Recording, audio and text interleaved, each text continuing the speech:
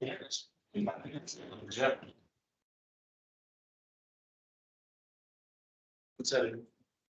Think we're ready, yes, yeah. Well, I heard that. This April Parks and Recreation Commission meeting.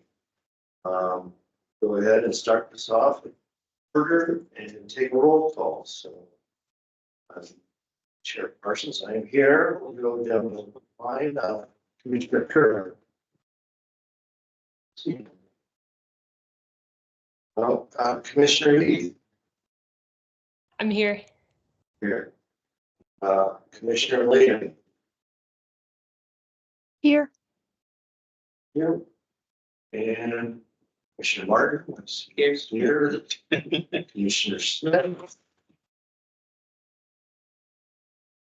There's. And then Commissioner Stackhouse. Here. And then Commissioner Kerr just over. Very good. We have quorum, so we can move along and do the landing off Flagstaff Parks and Recreation Commission humbly acknowledges the ancestral homelands of this area's indigenous nations and original steward.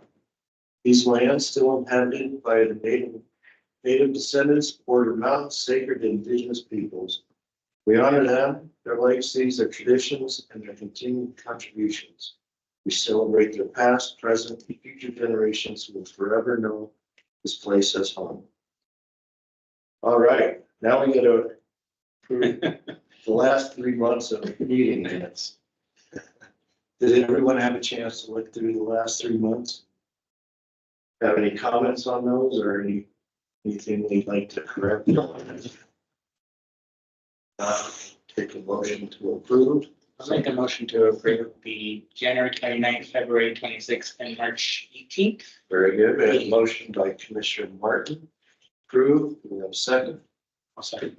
All in favor of approving the last 3 months of minutes?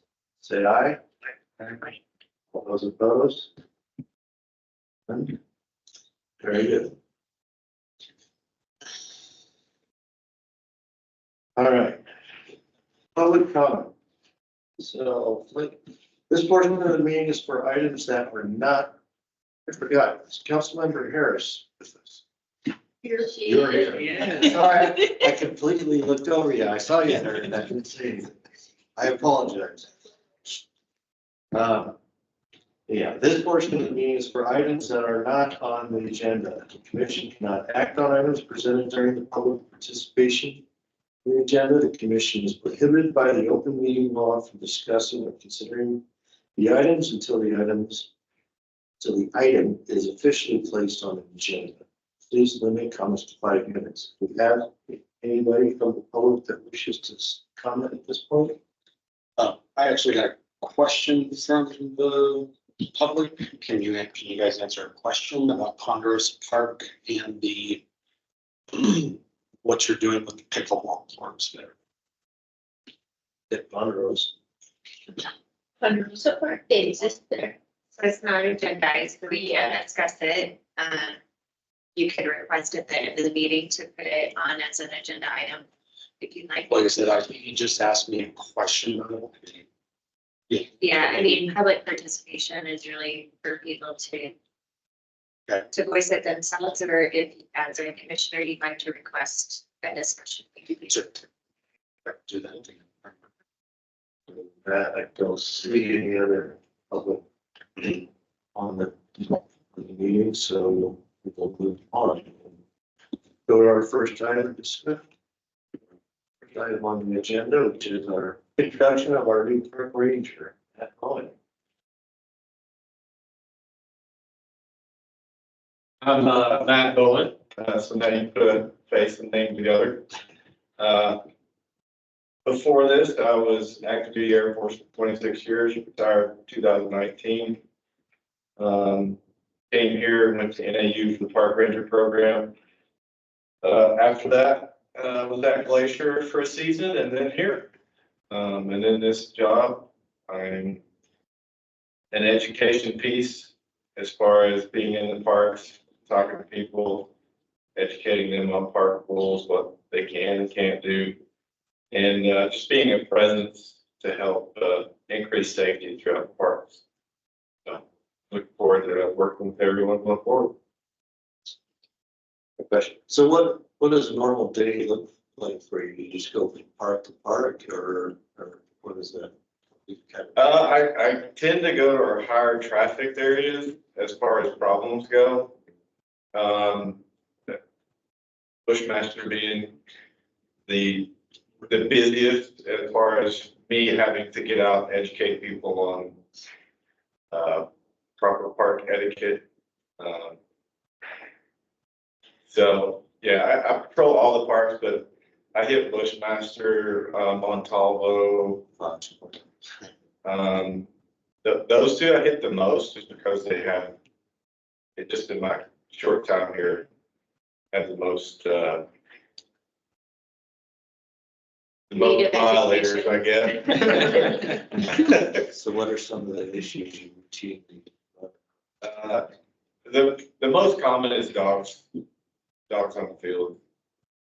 And for the most part, everyone's pretty generous as far as me coming up. I introduce myself, let them know who I am, where I'm from, and educate them on the rules. And they're usually pretty kind about understanding and leaving. Not always, but 95% of the time they are. That's the biggest. Probably the second is transients at Bushmaster. Being intoxicated in some sort of form or fashion. Camping in the park would be the second, or the third, I should say. You have to call the police. I do, so I try to make contact with them first, let them know, give them the opportunity to leave on their own. If that doesn't happen, then I'll call the non-emergent, let Flag PD know, say, whatever, give them a description of whatever it is. And typically they're pretty quick to respond, come out, and either arrest. So far, I've only had one for that. Oh, yeah. Most of the time, they either leave when I talk to them or they leave when Flag PD shows up. So again, it's most of the encounters are positive. Just very small percentage that isn't. It's good here. Anyone else have any other questions? I had a question. So are you for only the park or are you also working with open space? All, Oh, awesome. everything falls under pros. Awesome. That makes sense. Good question. And if everyone can make sure to speak up, because I think some of our virtual listeners are having a difficult time hearing, so. Councilmember Harris, you have a question? Yeah, can you just talk a little bit about what you did in the military and is it related to what you're doing now? If you Sure. can you talk to us about it? Yeah. I didn't do any secret squirrel stuff, so I can talk about all my goodies. No, I actually worked in physical therapy, so I did physical therapy for my entire career. The last half of my career, I was more in leadership. I was a superintendent. My last position as a superintendent, I had about 600 people. So very busy. But I was just curious. the customer service piece overlaps. Yeah. So Are there like deputy rangers?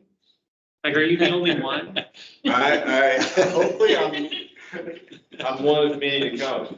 Oh, okay, okay. I wasn't sure if there was like, This is the only role though that, Okay. yes, so it was the first role that we received last year through the budget process.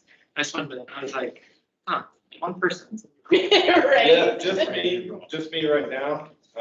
It would be just in my short time in the seat, I would say there definitely needs to be more.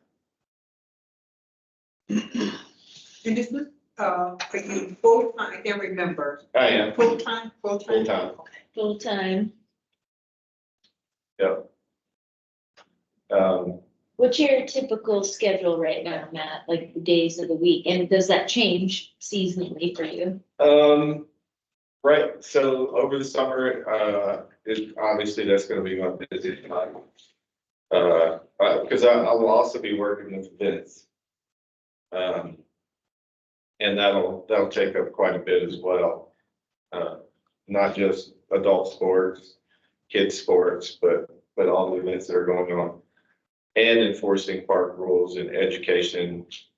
It's gonna be busy, but right now I am, Friday through Tuesday, 10:30 to 7. So those are my summer hours. We'll see if it shifts back next winter. Over the winter, I was, Monday through Friday, 7 to 3:30. Is it Tuesday through Saturday? No. Sunday. Oh, Tuesday through. Well, actually, I'm sorry, Friday through, Tuesday. Is part of this an effort, I've read quite a bit about softening law enforcement. So that it's not just a police officer showing up, correcting behavior or whatever it is part of your role. Kind of go between correct behaviors at the park and then needing to get police involved, so it's not escalating right to a police officer. Is that something, is that a reason for the position, I guess? That's my interpretation of the job. Oh, great. And if I could chime in a little bit on that piece, we have, when Matt was on board, we did have some initial meetings with some leadership in the police department, kind of talking about these things, and they are excited that this position's on board for just that reason as well. Maybe it could eliminate some of those, I don't want to say nuisance calls, maybe those local priority situations that Matt would be able to handle in the field. And the thought is continue building that relationship with the police department and the ranger position as well.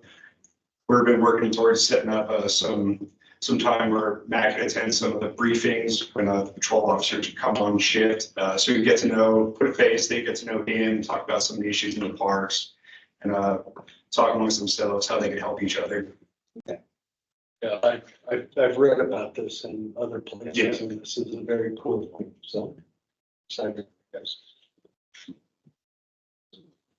Anyone else have anything else for Matt that they'd like to ask or learn about? If not, thank Matt very much. Thanks for taking on the role.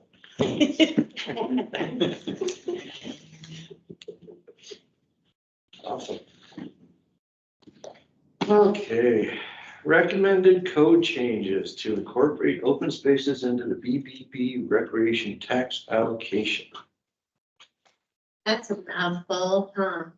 It is. So I'm going to share my screen with Well, we're excited to hear about it. me.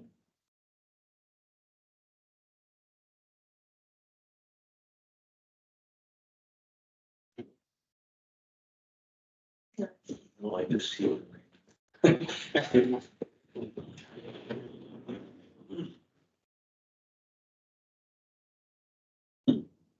No, thank you.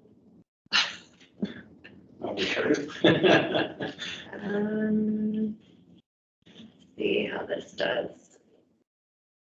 All right. So this is a little bit of a rehearsal for me. I'm Rebecca Sayers. We will be going to City Council with a version of this. I'm just showing you the Parks and Recreation BBB code changes. There are other groups within that are funded within BBB that will be presenting their recommended changes as well. I'm just focusing, and then I'm also giving the same presentation unless you all have feedback and questions for me to incorporate for Open Spaces Commission next week. And then on the 23rd, it goes to City Council for discussion.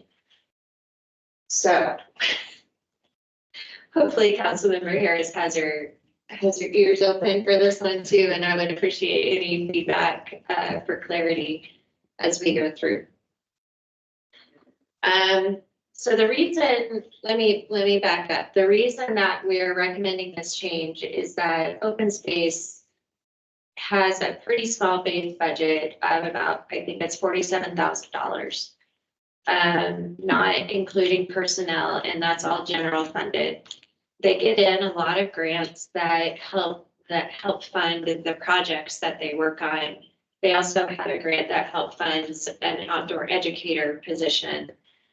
They don't have an ongoing funding source for larger maintenance projects and any sort of capital project, whether it be needing to rebuild an entire fence or purchase a vehicle perhaps, or acquire land. So I've been, with our team, we've been brainstorming for years, and once open space came under the division of pros, it just made a lot of sense to me that after reading what's available from the BBD for Parks and Rec, it's a very similar work. It's, as you'll see, the Parks and Rec language talks about park development, acquisition, planning and design, programming. Open space does all that too, and in similar spaces. So it's my recommendation to not increase, I'm not recommending any changes to any allocations, but within the existing allocation for Parks and Recreation, it's my recommendation to carve out a piece of that, or at least allow open space to be funded with these same funds. So let's look at city code, which is going to be super exciting, and see what we're recommending. These first couple of changes are really just housekeeping. I felt it would be important to update the language from chairman to chairperson. Also note that we might update the city council, not just through written reports, but also through presentations, which commissions do routinely. So those are the only changes here, just so you understand what's going on. The black text is the existing language. The red is what's recommended to be changed. If it's underlined in all capital letters, that's the standard that our clerk requested for any additions, and then the strikeout for anything to be removed. Is the commission okay with these changes? I am. Okay. So next is where we start to get into a little bit of the meat of it, where we need to make the changes is within the Parks and Recreation Commission and Open Spaces Commission portions of the city code. So as you may remember from your initial training as a commissioner, the commission's authority, quote unquote, is established in city code, and that's what this is. This is just a portion. You'll notice that we're starting with letter D here so that I didn't need to bore you with the whole code. But this is the first section that we would make the change. So with respect to the Parks and Recreation portion of the bed, board, and booze tax allocated under Chapter 3.6, which we will also look at in a moment, hospitality industry tax revenues, the commission shall make joint recommendations, with joint being the new language, along with the Open Spaces Commission to the council concerning annual budgetary allocation. And then in number 1, developing parks and recreation facilities, open spaces, and programs. And then going down to letter E, for purposes of subsection D of this section, parks and recreation means the development and management of public parks, open spaces, recreational facilities, and programs which are available to the residents and visitors, including funding the Flagstaff Urban Trail System. So this is really as deep as it needs to go. We're just adding open spaces to the language.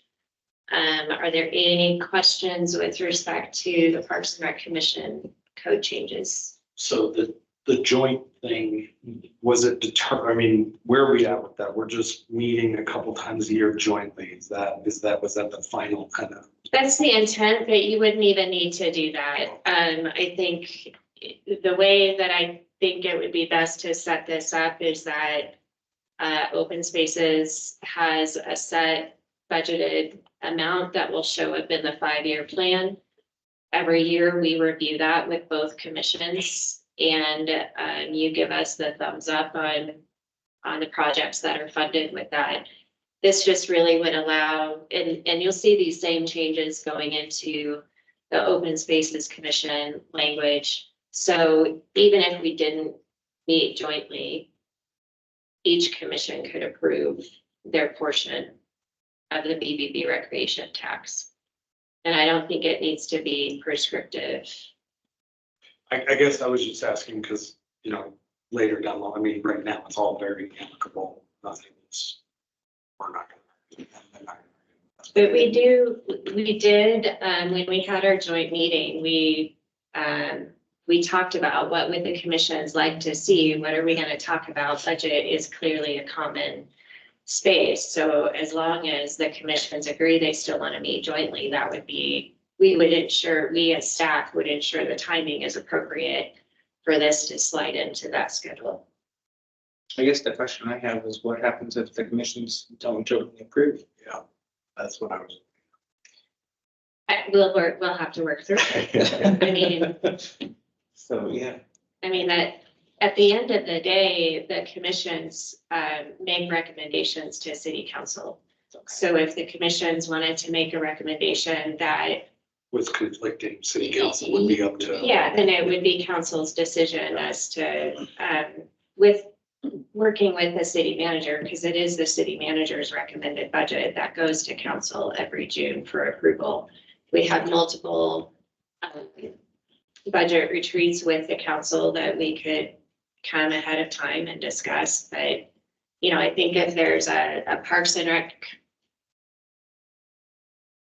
category of funding in the 5-year plan and an open space category of funding, and we as staff are following the priorities set forward by the commissions for those respective pots of funding, then I mean, I think that's where the real discussion is going to be, is what projects to fund when and what the priorities will be. I still see Parks and Recreation focusing on Parks and Rec projects, and Open Space is going to focus on open space projects and help Open Space team with those priorities. And the way, and I don't think we need to reduce, as you may remember from our joint meeting, there's a large portion of our 5-year plan that is going unallocated right now. It's just staying in our base budget. And I was reserving that, hoping that this moves forward. So we're not reducing Parks and Recreation's existing allocation. We're just bringing open space into the fold. So in years down the road, would you envision like an annual meeting, joint meeting where we discuss what our priorities are, similar to the 5-year plan that we currently have, and do something like that, figure out what. Yeah, so in 2022, those of you that were on this commission may remember we went through a large prioritization exercise that informed staff on how to prioritize BBB recreation dollars. We're like in year 1, right? Amy, of actually implementing those priorities. So as appropriate, as we need to start filling in gaps as the years go by and projects are completed, and now we've got more funds available that we need to allocate, we'll go through that again to see what the next set of projects will be. I guess, you know, and I want to let you complete your presentation, so I can wait. I guess my concern is, you know, something unprecedented occurs. You know, whether it's change in financing ability or the funding source amount that we have to give to both commissions, or if there is an unprecedented demand that is new. I guess that I'm concerned about, there being some division there because there doesn't seem to be hard stipulations on how, like, policies in place. So if there is, like, let's say in our 4-year plan, our plan for 5-year plan, you know, if there's a recession and that causes a reduction of funding, who suffers that ultimate reduction and how? Is it joint? Is it both? Is it one or the other? Or, So if I could just, because I think I understand where you're headed. The city has a recession plan that very clearly outlines the steps that the city as a whole takes. Capital projects are typically not the first thing, because capital projects are good to keep going because they still fund the contractors in town. And so we as staff follow that process very clearly. And if it does come to that, then we're just following city policy. Again, remember, at the end of the day, the commissions are only recommending to council what to spend these funds on. If there are no funds available, then there's no recommendation that needs to be made. and then I guess, like, if there is a sport or some demand of either open space or parks and rec, that may change priorities for 5 years into a plan. What would we see as possible? So that's happened already, right? You know, we got some requests to put in basketball courts out at Ponderosa Trails Park. We would bring that request to the commission and then they review your priorities and tell us if you'd like to revisit your priorities or not. Again, I think as long as there's kind of a clear defined, like, this is parks and recreation, and this is open space, and you all kind of stay in those lanes, I don't see a need for there to be infighting unless a Parks and Recreation Commission or Open Spaces Commission insists that we need more money and this is more important than new pickleball courts somewhere, and we can have that conversation at a joint meeting. Interesting. Open space people against pickleball. Is that all it is? That's all we need. Never know. That'd be an interesting. Have a pickleball court. Yeah. Completed, but. I'm gonna move along on that note. So going into the Open Spaces Commission set of the code, this is, again, is also just kind of some housekeeping and cleanup. These terms of office, this language was established when the commission was first established. It's no longer needed, so we're just recommending cleaning it up. It was about how to stagger terms and all of that. So this, again, is a little bit of cleanup under letter B. Here it's calling out some outdated plans. So I'm just recommending that we update the language to provide broad long-term direction for planning and decision-making. There's a letter or a word missing there on open space lands. I will get that fixed. Same thing with letter D, just some cleanup to broaden the language to not reference a very specific outdated plan. And then updating in letter F, paragraph F, updating the open space program to open space section, which is really what it is as part of our organizational chart. Any questions on these housekeeping changes? How does this affect Parks and Recreation versus? This does not. Okay. This is only the open space commission section of the code. This language was not in the Parks and Rec. Okay. And then adding, very similar to what you saw with the Parks and Recreation Commission, just adding this whole part, because they didn't have it before. but, adding the language of the tax allocation, so that the same language exists in both commissions code language. This is exactly what you saw under Parks and Recreation Commission. So I guess it seems I guess the way it's reading to me is that it sounds like what's considered open space and what's considered Parks and Rec is being blurred. You know, with urban trail system was Parks and Rec and then the open space at their own. I guess trail system and open space lands, that seems to be longer separated. Parks and Recreation is the definition that we're updating to include open space, which also includes funds. Okay. And frankly, I'm intentionally trying to keep it broad so that there's more flexibility instead of. That makes a lot of sense. So this is chapter 3-6 about the actual tax itself, updating this definition as you saw in other spaces, to add open spaces. And then adding the Open Spaces Commission chapter for letter D there, under both section 2 and section 3.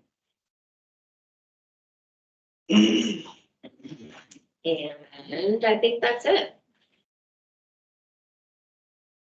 Pretty straightforward to me. I'm trying to keep it as simple, direct, and flexible as possible, and not, but like, I don't think we need to start parsing definitions of what's parks, what's recreation, what's open space, what's what, but that to me confuses it and makes it difficult to manage the funding associated with it as well. Do you expect any pushback on any of this? I have been talking about this for a while, both I've mentioned it at city council meetings. I even mentioned it last week in a presentation with the city council. We've been having the same conversation with Open Space Commission that I've been having with you. And what I've seen so far is an eagerness and being supportive of this. Certainly Open Spaces Commission is all for it. That makes a lot of sense. And they've been really beside themselves with excitement to finally, hopefully have a funding source that they can help allocate to their priorities. When do you anticipate getting this on council agenda? So we talked to them, April 23rd will be just a discussion. If they are in favor of the changes or taking whatever feedback that they have, then we will come back to them in May for a first read of an ordinance and then a second read of that ordinance at the beginning of June. And then it would take effect 30 days after that, which is perfect for the implementation of next year's fiscal year budget. And also perfect timing to be able to start educating the public about the BBB tax as we head into November, where it will be on the ballot for real. This November, yes. We can only go in even years. We don't really have a choice. Does it expire in 2028? It expires 2028. We would like to take a shot at getting it renewed in 2024, and that gives us an opportunity in 2026 if it does not. If it doesn't pass in 24, we can go back in 26. So in our joint meeting, open spaces, you had identified in the 5-year plan a certain amount of funds that are available currently that we could pass along to them. If this language does pass through city council, it gets implemented, are those funds available to them immediately, or does that go into the next fiscal year? Or We would go, I mean, they are available in the fund balance if they had an immediate need that they prioritized right away. We would be able to go to the budget team and request. That said, what I plan on is just holding those funds. And knowing that dollar amount, and then start working with the commission, with the Open Spaces Commission, just like we did with you all on prioritizing, and then work that into the next year's 5-year plan for them to start spending down.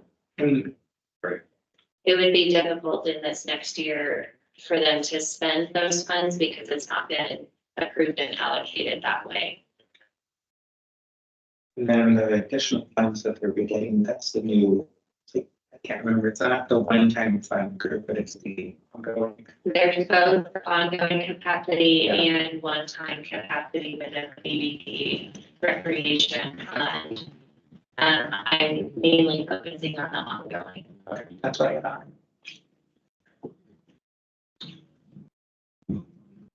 It's good, Rebecca.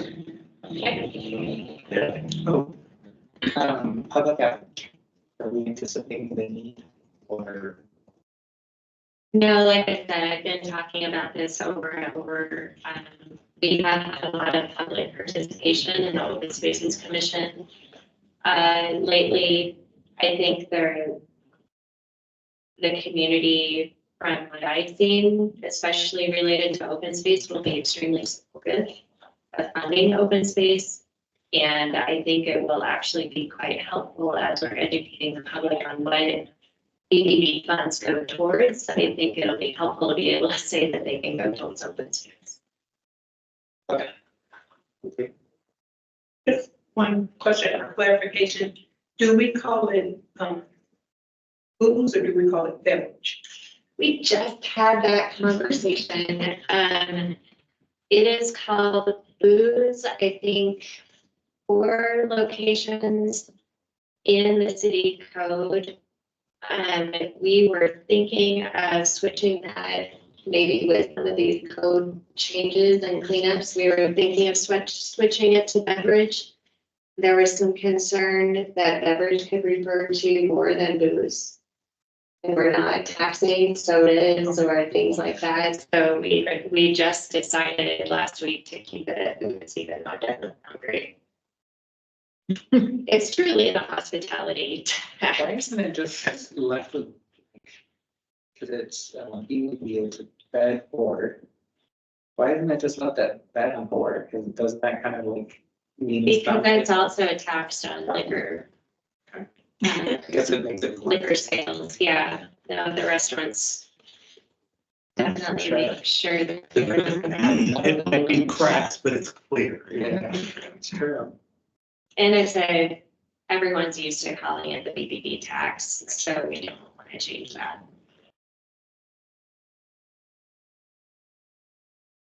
Did anyone else have anything they'd like to add? No? Well, thanks, Rebecca. That was awesome. I look forward to getting that language incorporated. Very good. Moving on to Amy with Bushmaster Park Sports Court update. All right. This one's not fancy. Sport courts at Bushmaster Park, so just an update for the commission. The construction drawings are essentially completed. They're at 95%. So staff are preparing the submittals on that to the building department and community development for demolition and construction. Also at the same time, we're obtaining the final costs from the contractor to perform the both demolition and construction, and hopeful to begin demolition and construction in mid-May. And there's some subtle changes, and we'll go through here through a couple more of the slides, because I do want to point out some of those subtle changes. I have a feeling there might be some questions with what does this look like when there's construction going on in the summertime in one of our largest attended parks, as Matt was referring to, ends up spending a lot of time there. So can certainly attempt to field any questions on that. What is the projected construction timeline? So our window for working with things like concrete can be rather slim compared to the valley. So if we can get started in mid-May, we should have all the slabs completed and through their cure process by September, which then allows us to do coatings around that time frame and be wrapped up and out of there in October. One thing I could see happening, and as we get through some of these drawings, will show that. I'm not sure why this isn't really behaving very well. It is a little bit more now. But as I could see landscaping being held back until the following spring, so that we were doing these plantings at an ideal time. Again, just all depends on how everything flows once we get started. So just for everyone's knowledge, and this is that subtle change. So it was something that identified as we were going through the design process. So up here on your screen there at the upper left, those are the existing 2 tennis courts that now convert to 6 pickleball courts. So that is a 6-inch concrete overlay on top of those existing courts. The large 12-foot perimeter fence comes down and lower fencing goes up to make that, create that more open and inviting environment with that. That also plays the courts, it ends up being like literally the complete center of the park. So it's equal distant to the north and the south and the east and the west to adjacent residences. Then there is kind of a concrete spine area and a landscape spine area there in the center to create like a center concourse to all of the sport courts. And then there are 2 pickleball courts there. So those are those 2 courts there in your upper right hand, right there. Also will be open and with low fencing to create that inviting environment. So the switch that happened, and this was due to grades, and it just made more sense because we were starting to accumulate some pretty high costs. Down here on your lower left, that's where the current 2 basketball courts are located with the severe cracking and some other items. They're also not accessible as far as that walkway going down to them. So working through that, we were running into some serious grade issues. So I asked the designer to swap them, like put the tennis courts here.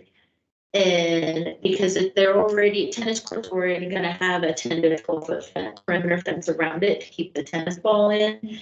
And that way we could deal with that in different measures, because the idea was we don't need a fence around a basketball court. There's not an adjacent roadway for anyone's ball to migrate into. We really wanted to create an open environment with the basketball courts. When I was out there in the field, talking with some of the basketball users, I mean, there was one 14-year-old kid that some other kids locked the individual inside the basketball courts, and he had to call his parents out of the movie. So I was hearing like a bunch of stories, and that made me think these basketball courts don't need a perimeter fence. So over here to the left, in your lower left-hand corner, those are the 2 tennis courts, and that will have a 10-foot fence around them.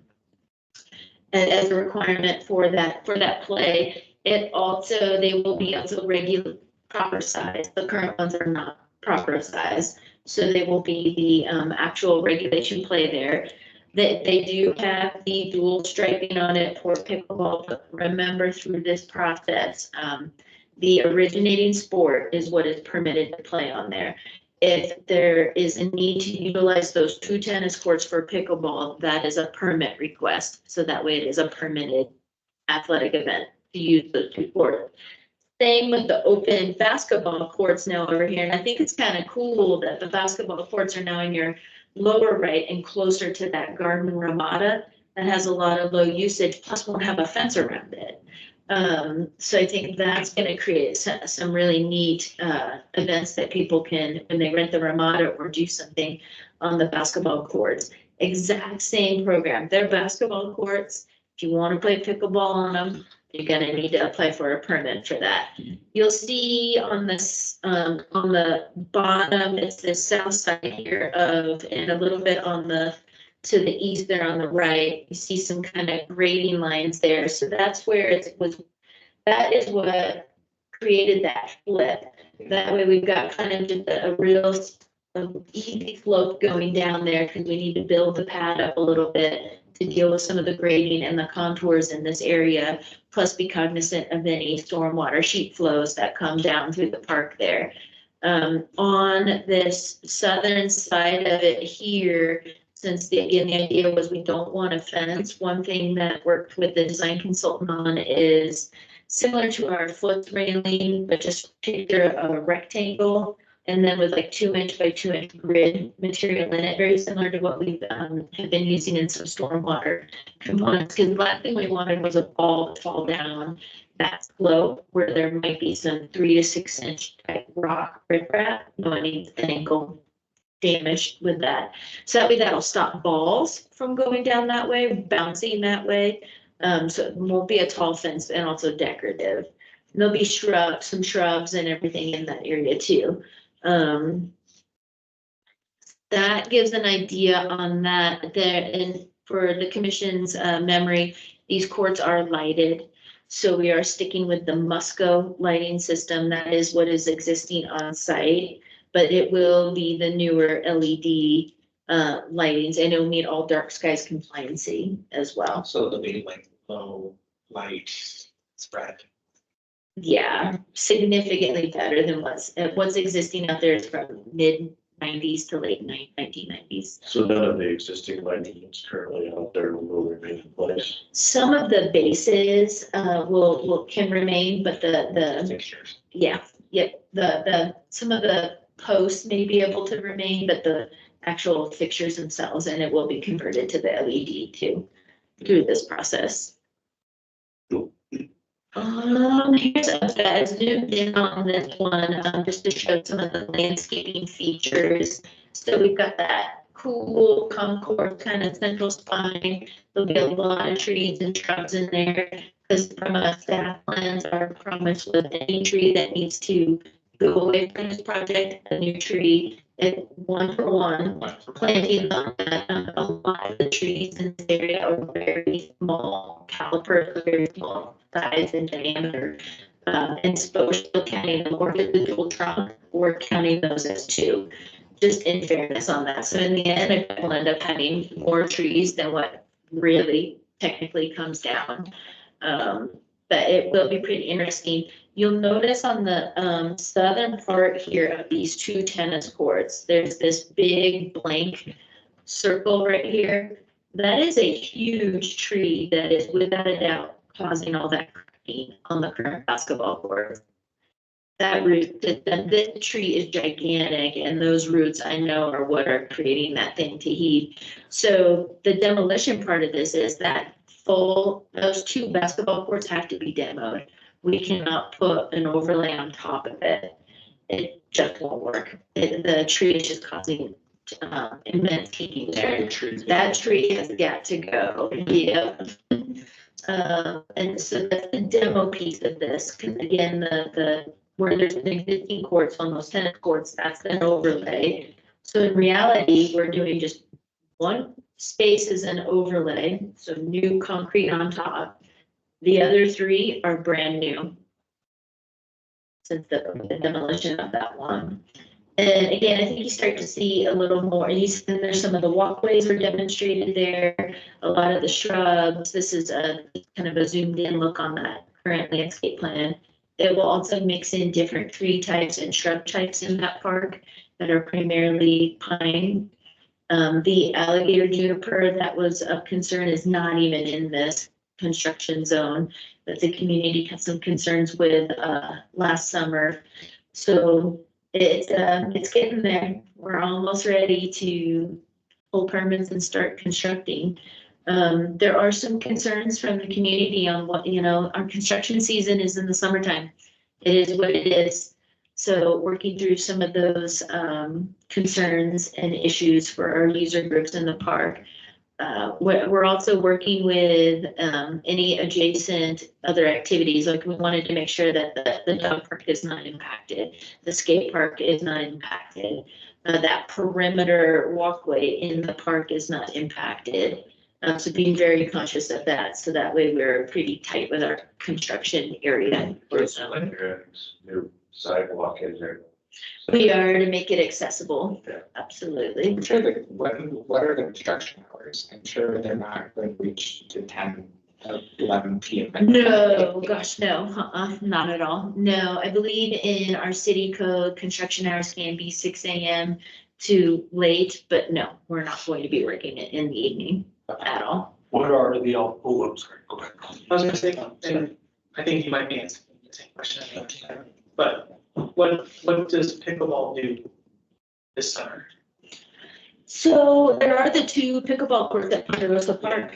Those are there, those are available. So there's a sign up at Ponderosa that says there's going to be changes made at that park. And that was the question that I got from the community. Not accurate? Not to those courts, Those those, sport courts are not, we'll definitely go check out what fines might be over there that someone else. Maybe I just heard it. It's- He said, The only thing I know that's there is the banner that says kind of stay patient while the park is. Yeah, that's the part of the. because there's 2 banners in the park that say that for the future development after the flooding issues out there. Gotcha. That's all I can think of. I will check. clarify. That was. Yeah. So pickleball people's gotta get creative this summer. There may be a need for some creativity, so there are those 2 free courts at Ponderosa Park, open to the public, not lighted. But there are 2 there, and then I believe all other courts within the city of Flagstaff or within the region are private. And I'm not sure what fee structure is. We also do have pickleball programming here at the Aquaplex. On Sundays. It's a lot, and not on Sundays, no. Do you remember what the days of the week are here for pickleball in the gymnasium? Monday through Saturday. I thought it was every day. I want to say from maybe 11 to 1, somewhere. It's 9 to 12. 9 to 12. What's it cost for them to come utilize that for whatever time? It's the entry Oh, for that, yeah, so they could get a 1-month membership or a day pass or an annual membership, whatever they want to get. We have senior discounts, we have scholarship programs. Some of the player programs too. And then you have offered to the local association the option of permitting other spaces, right? I haven't received an actual request, but we have, it's not an expenditure of going in and permanently striping anything. That will not occur. We are not funded for that. So that's where the creativity part needs to come into play. Tom, can you talk more about that? Like, what is that? Is that somebody from the public emails you, or who do they email? To get a permit, Yeah, to ask for something. that would go to our athletics department.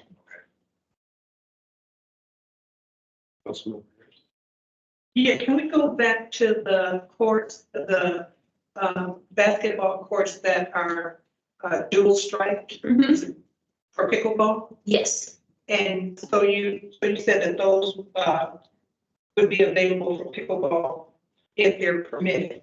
with a permit. Okay, so under what circumstances? Can you permit? So it'll only be for permitted play, so say for a weekend tournament. Kind of thing, not for regular everyday type programming, because with this construction project, there are 8 dedicated pickleball only striped courts. They're not striped for tennis also or basketball also. So it's only if their needs, say they're hosting, a group wants to host a tournament or something, or a camp, and they need greater than 8 courts in one location. And that would go through like the event part of the work. It would, yes. And so an individual person couldn't come and just say, I want to. I mean, I don't people think that get would be really creative. People can be really creative, you are correct, but I don't think that would be approved, no. Is there any sign? Oh, go ahead, you finish. And then we would let our ranger know about permitted so that Yes, he would be aware of that, so he's not keeping people off. absolutely, absolutely. And in addition, out there on site right now are the temporary nets for usage whenever. once these are constructed, I don't see a need for those temporary nets to be out there. That could cause additional problems for Park Ranger Matt or for any of us, quite honestly. So I could see, when we're ready to do that, relocating those to a different location or figuring out a different way, because then those would be used for those permits, only timeframes possibly, depending on what the permit entails. Okay. Got a question. Will there be any signage so that like people will know, oh wow, this is double striped, you need a permit? And if you're going to use it for, it's not intended use. There will be a large need for signage. And there's signage that exists today. It doesn't unfortunately mitigate all the issues. So there's. Yeah. Why isn't there, for the pickleball area, why isn't that full strip for tennis? Or was that? Oh. They don't, yeah, yeah, I just figured it was such a large amount. right, Maybe even one could somehow, but maybe not. yeah. Remember that essentially tennis is getting their 2 courts back. True. Because they haven't had them for quite some time. Yeah. And they will be brand new and to regulation size, which they are not now, even if people did. So there's improvements on all levels for all 3 of the sports that are gonna enjoy these sport courts. They're all getting improvements. They're all getting permanent. Of course, if a permit is requested, that will go through a process to look at all things from parking to noise and lights, and we can ensure that all of our rules are reiterated. And, you know, that's the beauty of the event or the permitting process. Yeah. Is that all of that is made excessively clear. We can get deposits as, you know, that go along with the permit. Yeah, we could even require signage and, you know, if it comes to that, that's a best practice. So, yeah, it's gonna be a huge improvement for everybody. We just need a little bit of patience to get through construction season. It's 1 year. Okay. So that's the years of. Where are they staging construction staging? There will probably need to use, there's 2 large parking lots at the park. We'll probably need to use half of one on the western side. And then there's also basically like that on the parcel on the southern side. So we've been discussing that with the design team and the contractor. We also want to have the least disturbance to the neighborhood on this too, so be very mindful of that. Whether if that residential lot may resemble contractor parking and the natural parking lot in the park is more for construction materials. And then figuring out how those concrete pump trucks come in and do their thing. It will be fun. I have a question for the Central Spire.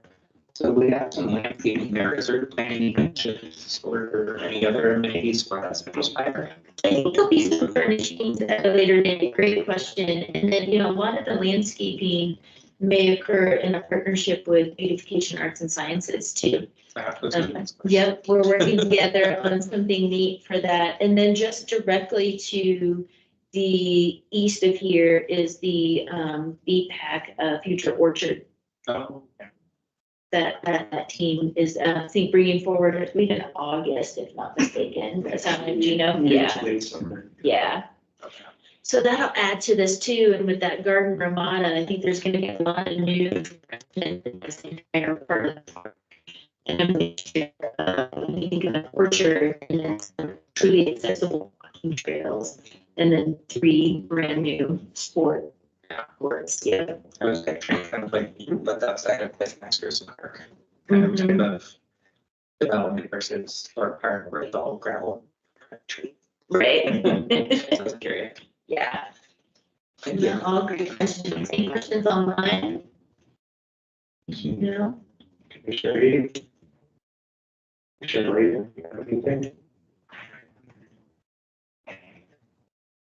Okay. That's the sport court update. No other questions? For the auto rentals, are we posting anything for that timeframe where construction is going on? This Ramada itself will be closed during the duration, so not available for rental. The garden Ramada down here, and then yes, I believe we've got a note, or can place a note on the other, there's being 5 other Ramadas in this park that can be rented, just so they're aware that there's going to be construction activity. Yeah. Okay, good. Yep, no, yeah, trying to help out with the messaging for you. All great questions. Awesome. Well, thanks for the update. That's very informative. Absolutely. Excited to see that start happening. Same. So with that, I guess we can move on and we'll move to Thorpe Park and Future Indigenous Community Cultural Center. Yeah, I think I just was ejected out of our team's meeting, so let me get back in. Which is strange because it still shows me. Yeah. You ghosting us. Yeah, I'm out of here. All right, let me get back in and cause I have a short presentation on that too. Interesting. Now it's wanting me to transfer devices. Okay.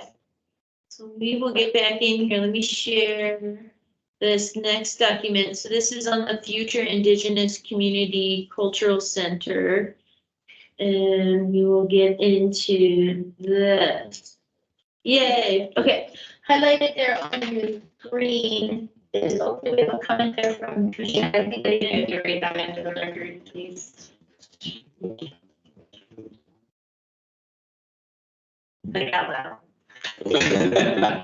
All good there as far as wish list goes. I think the tennis basketball location switch was such a great move. I definitely think the summer will be interesting with pickleball community having to share 2 public courts. But I'm sure creativity will go a long way. Thank you, Commissioner Layden.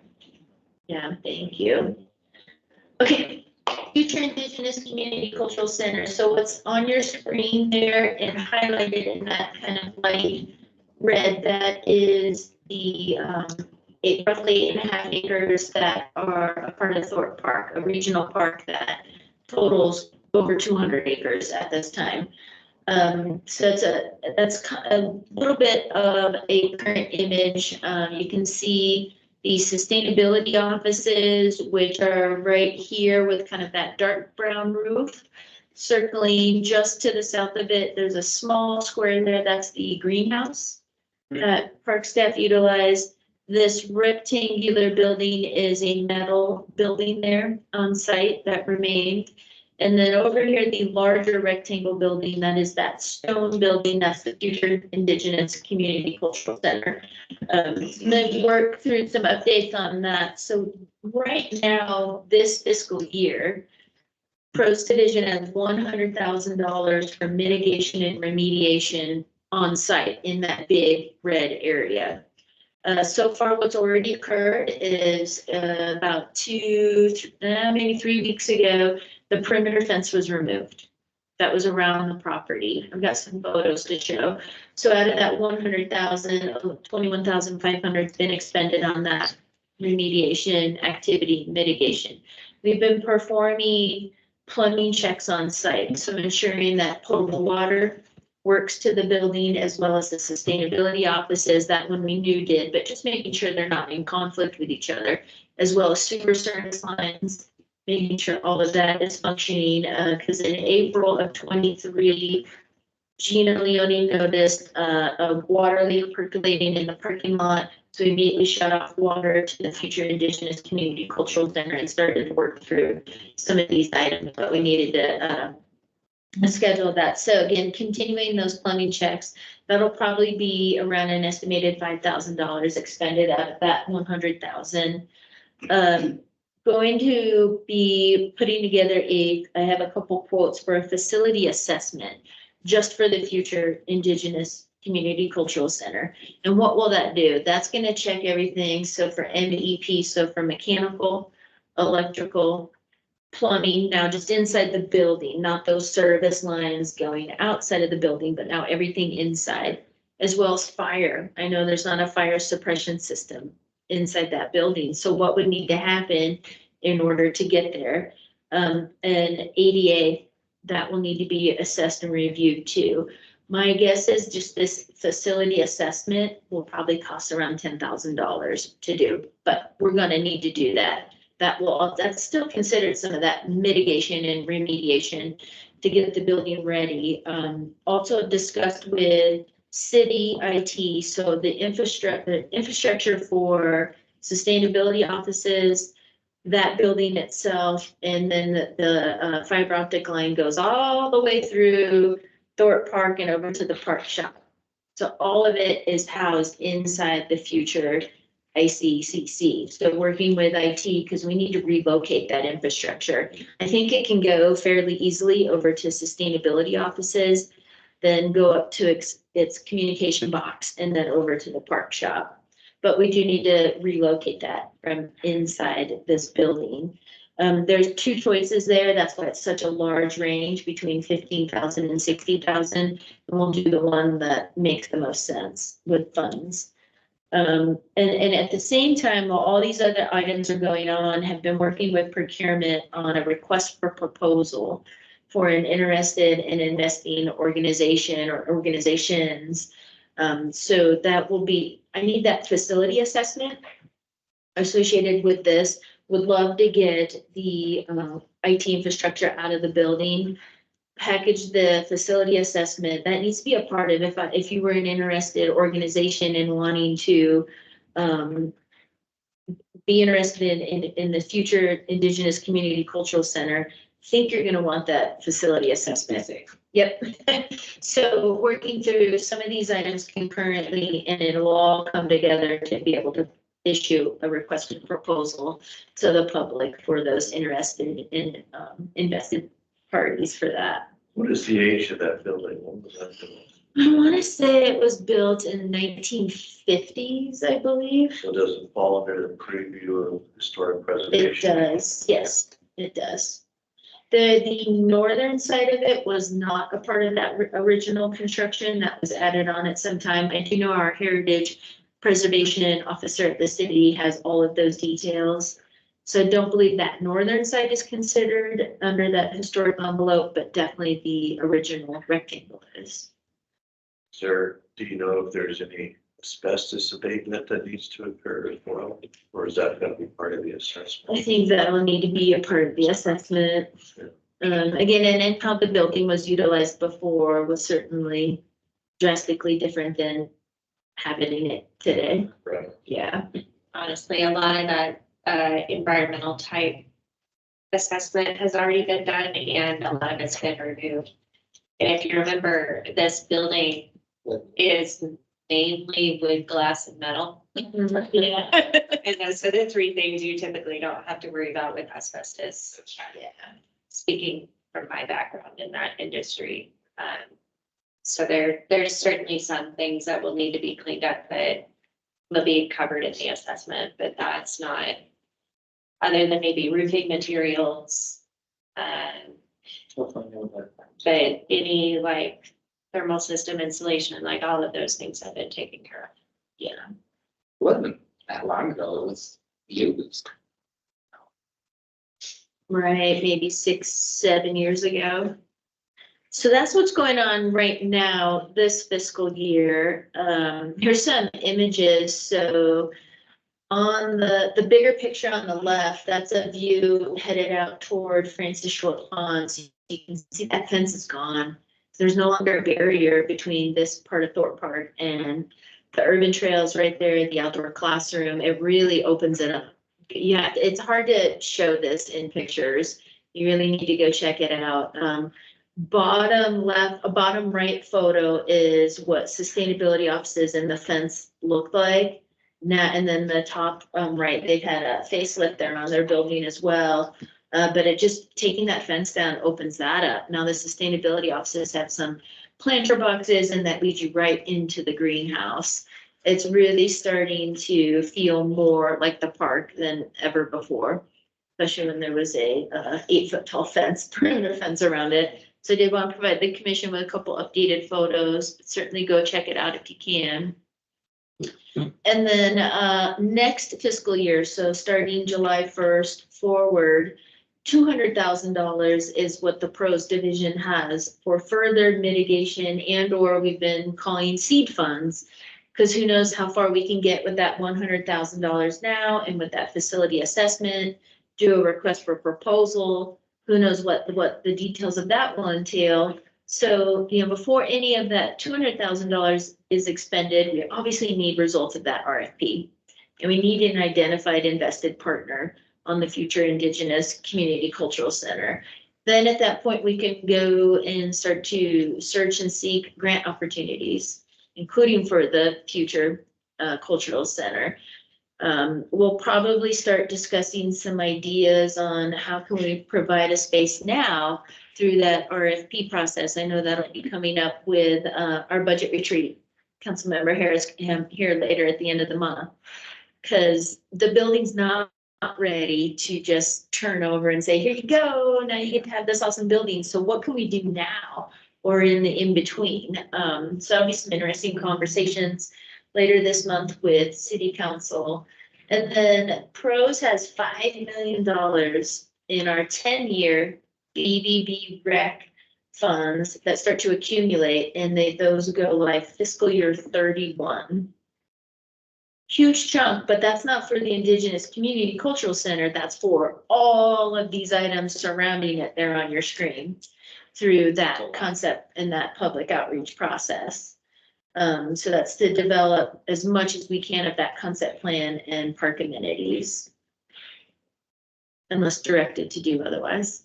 I have a Yes. question. There's been concern with the skate park / track. Mm-hmm. Are we thinking about starting any like public outreach about that sooner rather than later? To address those concerns, see what we can do to mitigate those concerns and see if, what we can do to compromise.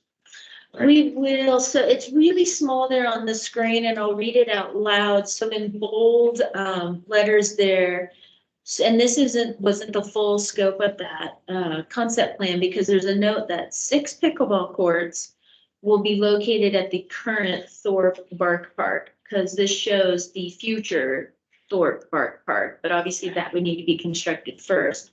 And a re-examine of the skate park pump track location, because that was discussed heavily at City Council in December of 22. So it would obviously adjust this. So we figured, let's get through some of these mitigation efforts. Let's get a partner that is identified for the Indigenous Community Cultural Center, then go back to City Council and have the discussion on whether if it's public outreach or what is it, and between staff and City Council, can we relocate the skate park and pump track? Or is it ended up being fine where it is? Who knows? And that will give that opportunity for the public to be able to discuss that topic.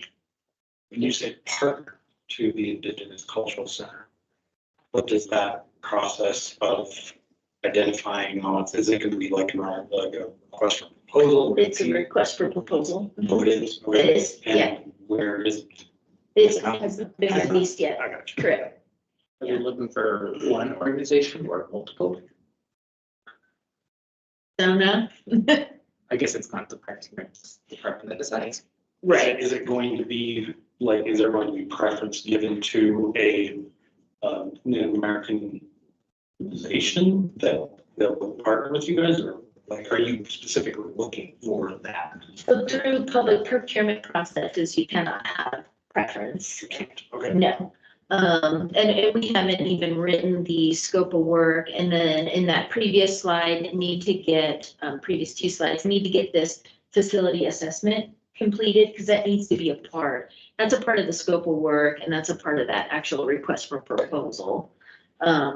So again, don't know what interested organizations, parties, you name it, have no idea.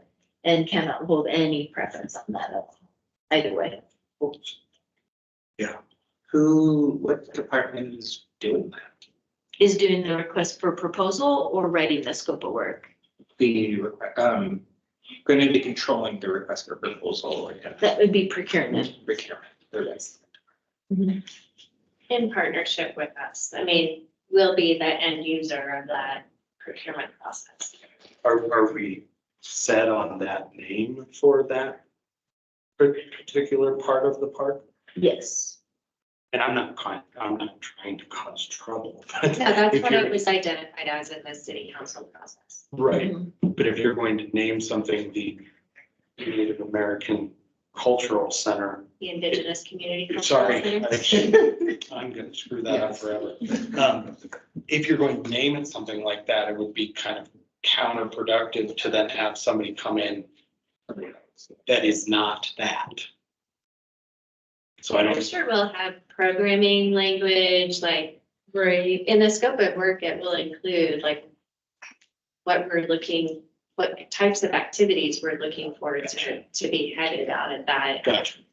But we can't specifically call out that this needs to be an Indigenous partner, but we can say it should focus on Indigenous programming, healing centers, performing arts, an organization that can manage all of the above And and at the end of the possibly day, more based on their the lowest communication. bid wins.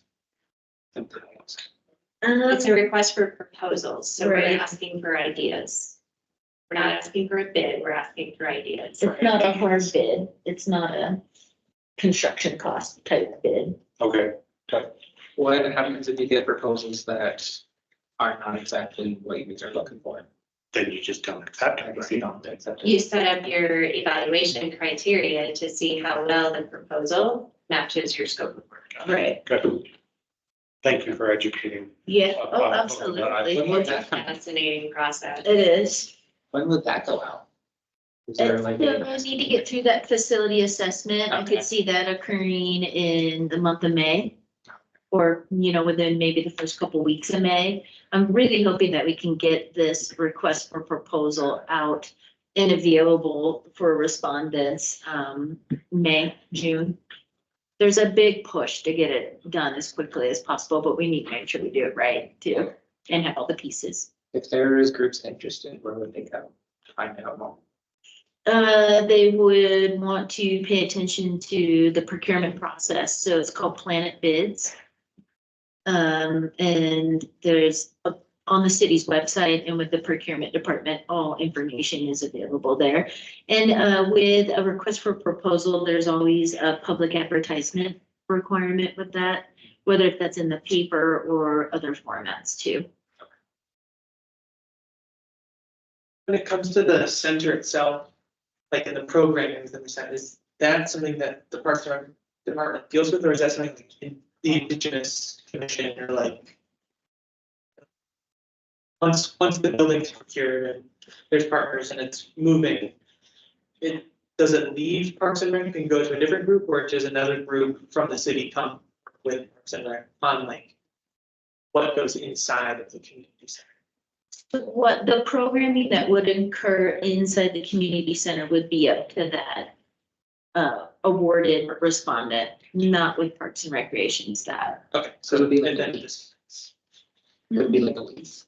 Like we're essentially leasing it out. Yes, it would be a lease because it's still a city owned facility.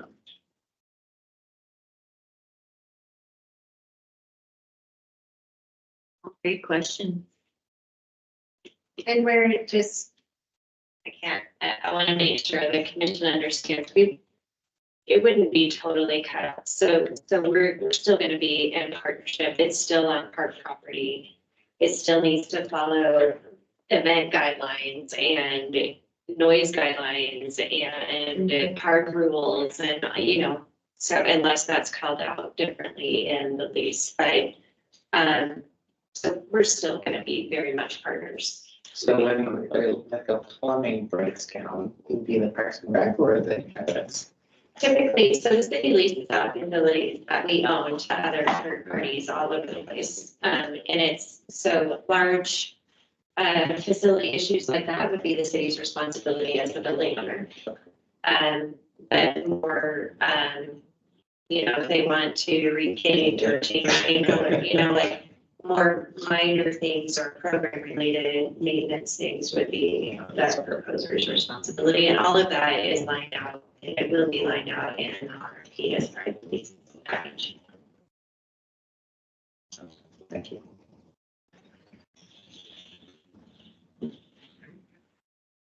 Any questions online about the future of the Indigenous Community Cultural Center?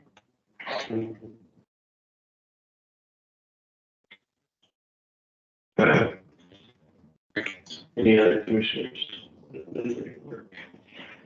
It'll be a fun one. Excited to actually get this Longer going. to travel. Right, it's been slow and steady, but it does, the property does have a completely different feel right now, so if you get an opportunity to check it out, I recommend that. Was the pond reopened?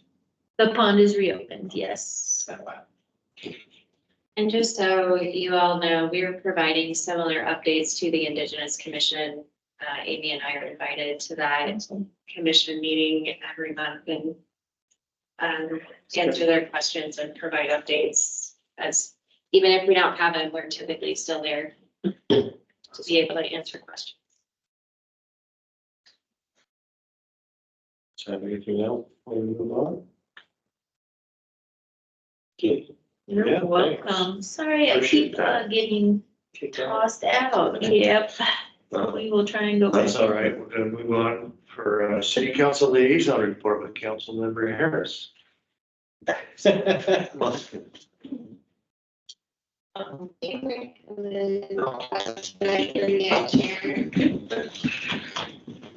so we can chat on that microphone.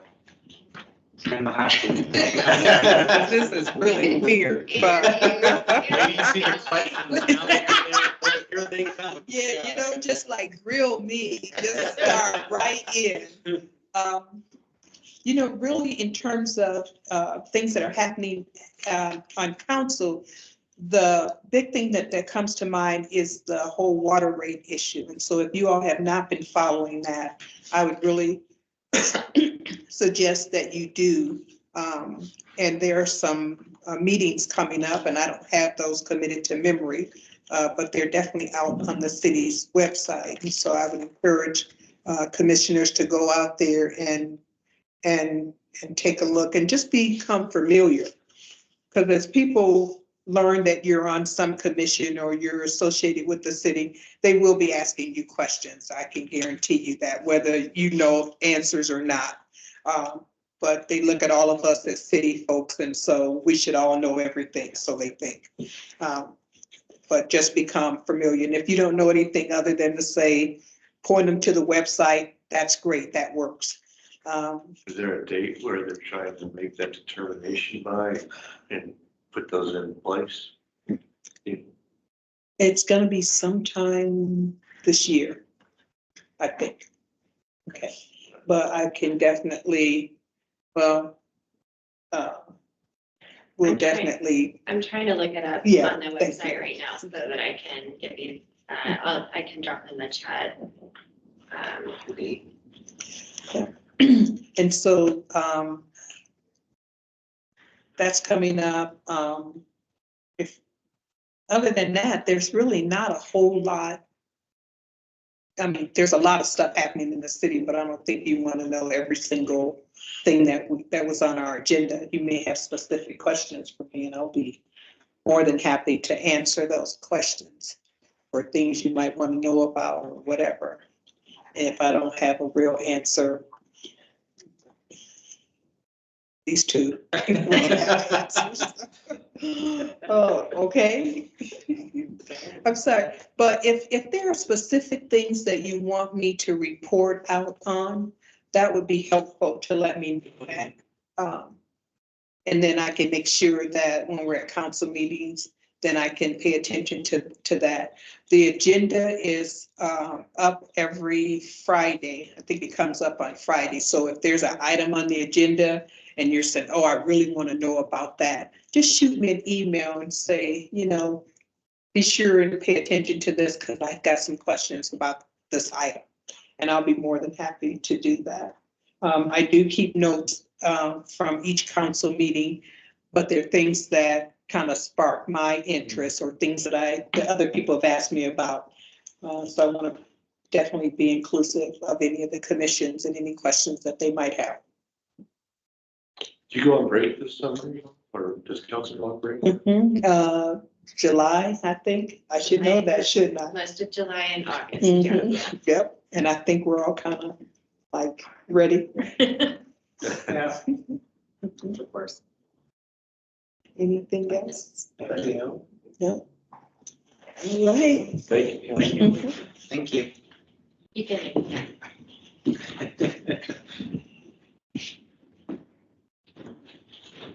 Great. We'll move on to item number 11, and that is reports, monthly highlights of parks and recreation open space and event. I love the units on the graph. I noticed. oh. I was like, they actually put units. Mhm. They're looking at it, so. Rebecca looked pretty comfortable on that grooming the field. I like that. I need more photos like that. Can you please reference this photo on the screen? We would all. That's a great photo. Let me find our report. Hang on a second. My goodness. They also sent that over to me for final review on April Fool's Day, and I decided not to ask to change it. Actually, I think I was told I could not change it. It's true. This is what we do. Did everybody get a chance to? It's a great photo. Wait, that's actually a couple of years ago, and yeah, we all took a turn on it. Yeah. Anyone that was out there that day, we had a big crowd. They actually had to wrestle me off of it. Okay, it's a lot of fun though. You should just pull those behind the tractor. Well, we used to do that too, and we still do sometimes, right? There is actually though some exciting news on this month's newsletter. So Ramada season opened. Ramada rentals are available online for the first time ever. Thanks to Haley Reynolds and some coworkers in IT. Huge, crazy to be ever finally there. Welcome to the 21st century. Red, pretty crazy, man. It's pretty wild. There's the graph that Commissioner Martin now appreciates. Trail Cat, there's the infamous photo of the Range Rover. That does look very Mad Max, doesn't it? Yep, so yeah, the parks team spent a lot of time in the month of March. They did prep work last fall when, before fields closed through the winter, but then there's a lot of work that Gino and his team do to get the fields ready, for that April 1st turnover to our athletic user groups. We had the usual winter storm that wanted to impact that turnover date. We had one last year too. We had a more significant one last season than this year, but it did still delay that actual April 1st turnover date. And it was not a terrible joke either. Did you do all the fields in every park? We get them all prepared, and then when they're turned over to that athletic user group, whether if it's little leagues, so for field grooming for little leagues, then it is the user group's responsibility thereafter. Yeah, but for our own athletics, like adult softball, that is an area that falls under Haley's section or department at this time. So when we get ready to have our adult softball programming, then that field grooming is on pro staff to perform. Yeah, cool stuff. There's some pretty good info in this newsletter, so take a look. Yep, that was Phil in Mesa Park, where Park staff did an in-house project putting up a fence there as kind of like a backstop because basketballs would roll out onto the road. So that was a really cool project that we could do. We had some great programming and events at our recreation centers, including an annual foundation concert at Joe C. Yeah, there's been some awesome springtime activities going on at Jensen. here at the Aquaplex. They've been adjusting and working on some of the hours with the climbing wall and with our pool hours, and just continue to, we pivot as the seasons change, and then some great information on some things going on in open space too. Yeah, hopefully the newsletter has become fun and helpful, Yeah, we've been fun. right? It's got more color. It's become more colorful for sure.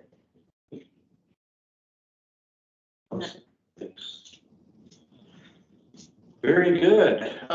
Information items to and from commissioners and staff. I guess I had a question. I guess we can talk about it if we need to.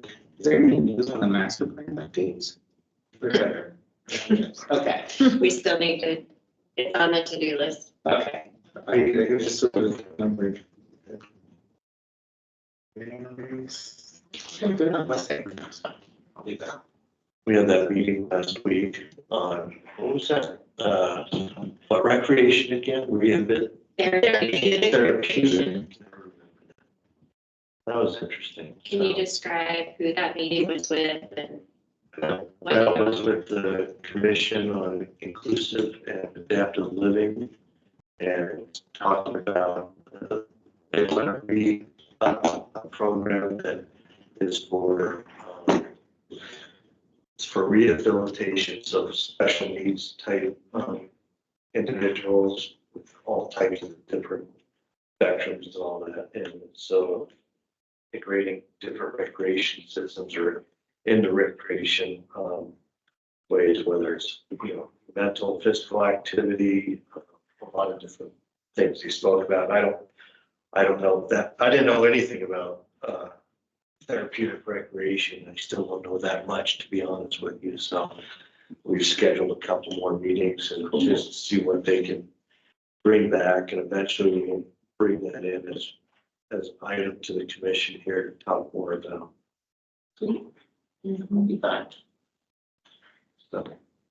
you might be interested in that, Oh, yeah. given your background, so. I'm always interested in new resources. Thanks for that. Okay. Is that with the adaptive sports program? That was snowball and that might be, they were on a call? Yeah. Oh, yeah, it's a good program.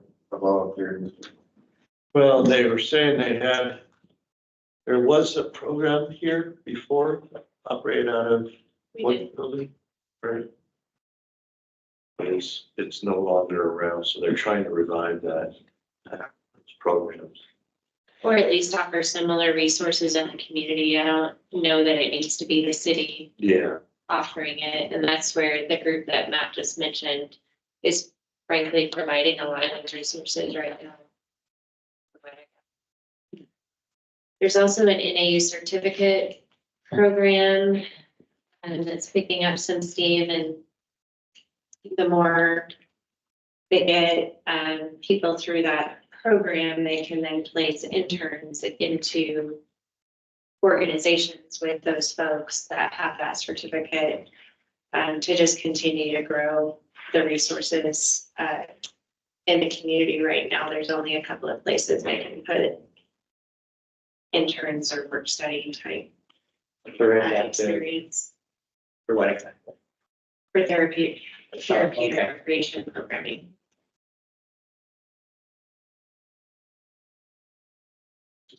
yeah, so that was fun and interesting. So we'll pick that up and give you more information as we, or I think our next meeting is May 2nd. And Commissioner Heath, thank you, Commissioner. I forgot that you're leading that program. You probably have a whole lot more, but I didn't remember you on that meeting. That's why I didn't make those connections. Oh, no worries. I'm on parental leave right now from NAU, but yeah, we're starting that program up, and I'm a recreational therapist too. If y'all have any questions about that sort of thing, I'm happy to chime in or do my best to help out. Well, we certainly like to learn more about it because I'm not all that familiar with it. Sure. I think it'd be interesting to learn more about that so we can be helpful in the future. I'd love to know what it is, so. You'll get there someday.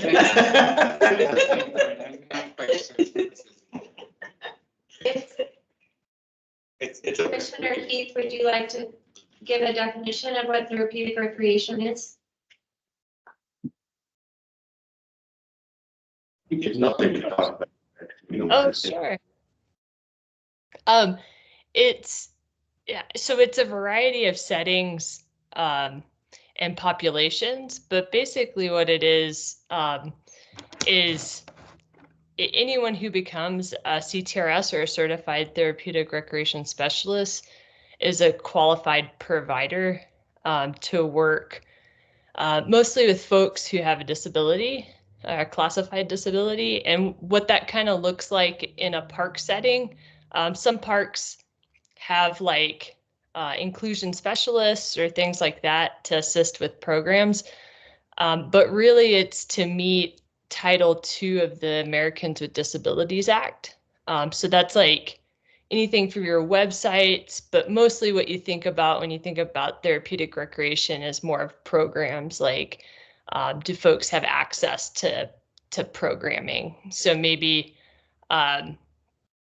yeah, like it can be passive programming, like what the Parks Department did with Buffalo Park by making it more inclusive, or some of the playgrounds, or it could mean you actually need to have a specialist or someone who does hands-on therapy to help make the environment and the program more accessible. So it could be like, I think y'all were mentioning high country adaptive, like adaptive sports, something like that. Providing adaptive equipment, that's another thing. A good example would be like those golf carts that help you stand up. So a person with a spinal cord injury is able to have equipment where they can play, or maybe adaptive climbing gear or something like that. Or changing the rules to a game. So maybe if it's like a hockey league, maybe having space for a chair hockey league. They have those cool adaptive sleds to play those sorts of things. That's like a quick shakedown of what it is, but I provided a website too if you'd like to check it out more. Thank you. So, thank you, Commissioner.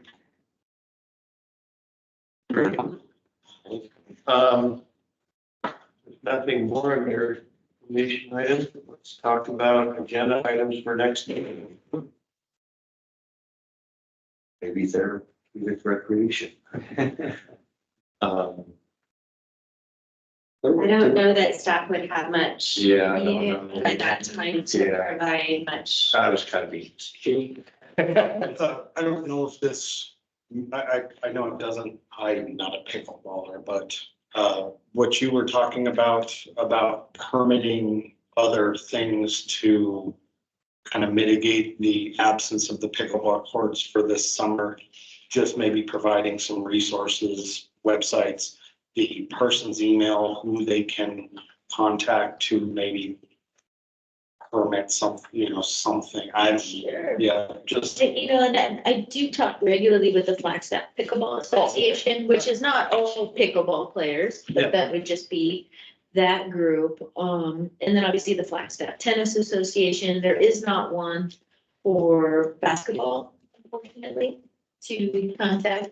But we do, so all of any, Basketball isn't as vocal correct, as some of the other feedback that we just want to make. They are, absolutely, but I just. the floppy. Well, I just want to make sure that we are providing as much information as we can to the people Right. that are going out on a limb and calling me about this. 'Cause Right. I see. So that's all. It was just a thought. Yeah, I could envision, there'll be some on-site banner and signage even on the construction site, just kind of and maybe even in phases, like a coming soon, what's going on.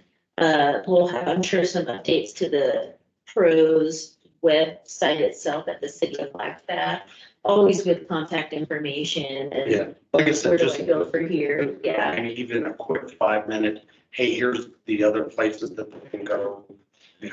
Yeah, when and if that creativity is identified, because again, there are two other free public courts.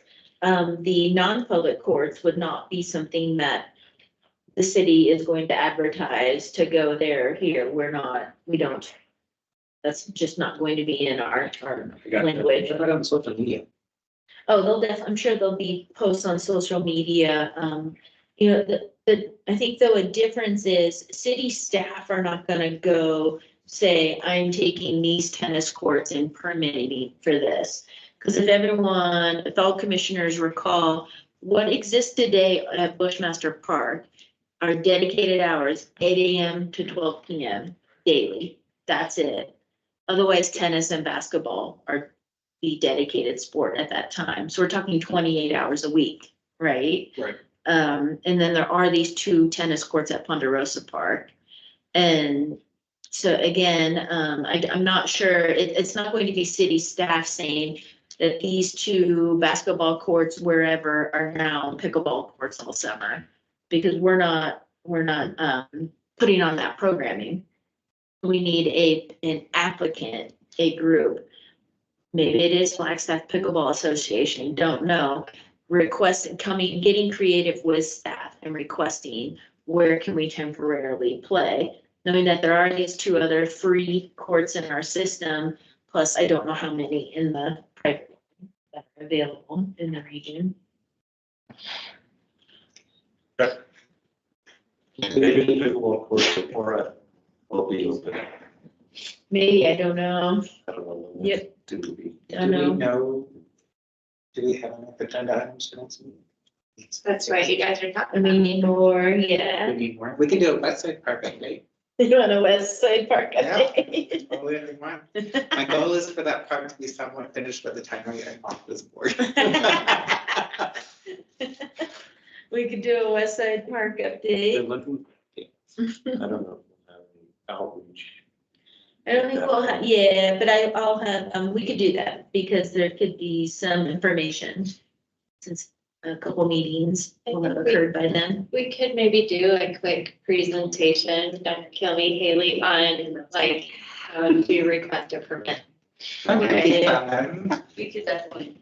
You can definitely do that. Maybe it'll make your job easier when you get them.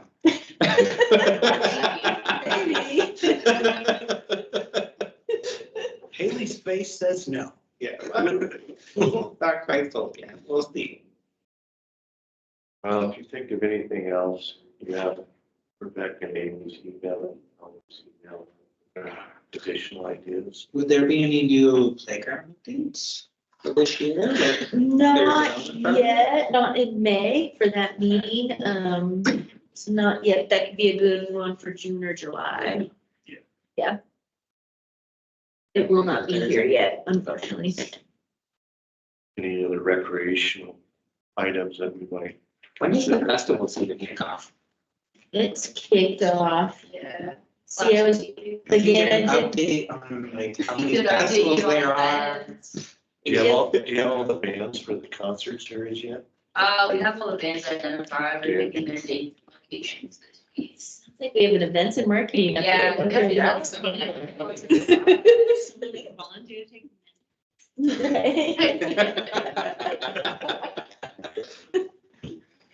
We can do that for sure. Timely. What else? What else?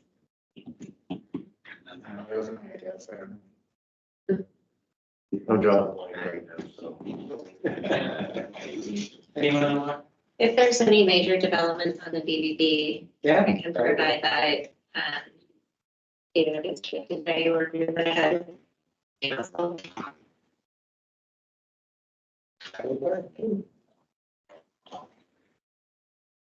Was there any way, no, we already did those, huh? How much longer they're voting to move into a first year? Yeah, the 2030 is just a discussion. Okay, so they're not deciding.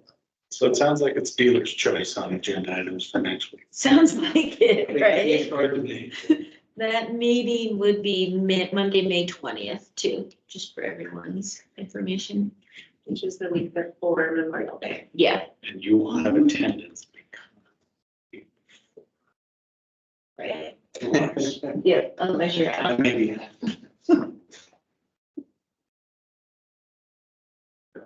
All right, I think we can work with this. I think you're on number 14, Chair. I am, which is good. With no further items to address, we'll move to adjournments. Thank you, everybody, for your attendance today. Thank you. See you next month. Thank you.